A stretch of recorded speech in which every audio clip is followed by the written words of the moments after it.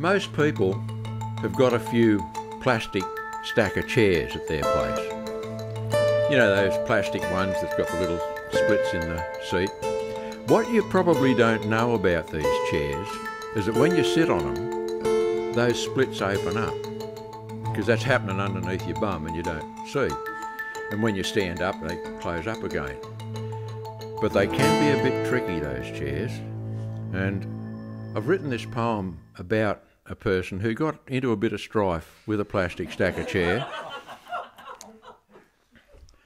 And I've called the poem Entrapment. And the expanded title is The Terrifying but Tragically True Tale of Trevor's Trapped Testicle.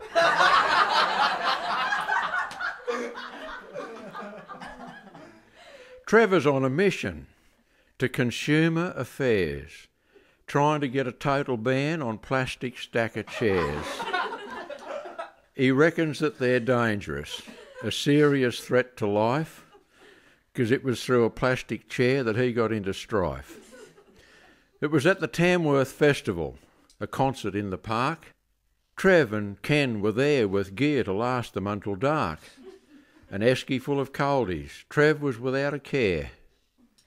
Stubbies, thongs and t-shirt on his plastic stacker chair. But as he stretched his legs out, his left crown jewel rolled free and dropped straight through the chair seat, a real catastrophe. But Trevor remained unaware of his dire situation until they gave the singer a big standing ovation. As Trevor came up to his feet, he gave a fearsome yell, because tethered to his testicle, the chair came up as well. He grabbed the chair with both hands as they crashed back to the ground, but the errant family jewel was firmly stuck, he quickly found. He tried to extract the enclosed clod, but he began to curse, because nothing he did seemed to work. It only made things worse. Trev's mate Ken was laughing, fit to go right off his brain. Ken's tears were from laughter, but Trevor's were from pain. Ken produced a Stanley knife, and Trevor's mouth went dry. He said, "I'll only cut the chair," but Trevor wouldn't let him try. Well, Ken climbed underneath the chair and tried to poke things through. It's times like this you find out what your mates will really do. They pulled and poked and prodded, but all efforts were in vain.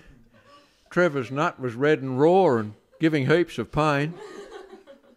All this unwanted attention was no good, you realise.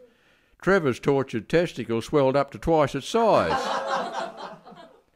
Well, the word spread quickly through the park about the situation, and people tried to get a glimpse of Trev's threatened castration. Mums and dads and kids and dogs of every shape and age. Trev got more attention than the singer on the stage. Little kids were pointing, dogs were trying to have a smell, and Trevor, trying to cover up, said, "Go to bloody hell!" "Poor bloke needs an ice pack," was the only good advice. They sat Trev over his esky with his agate and the ice.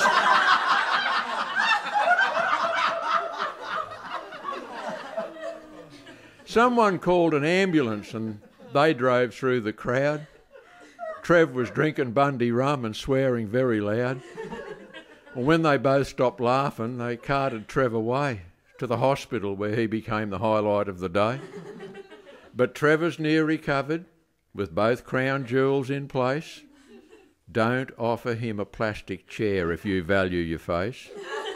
But next year, at the carnival, Trevor will be there, wearing tight undies, long trousers, on his canvas fold-out chair.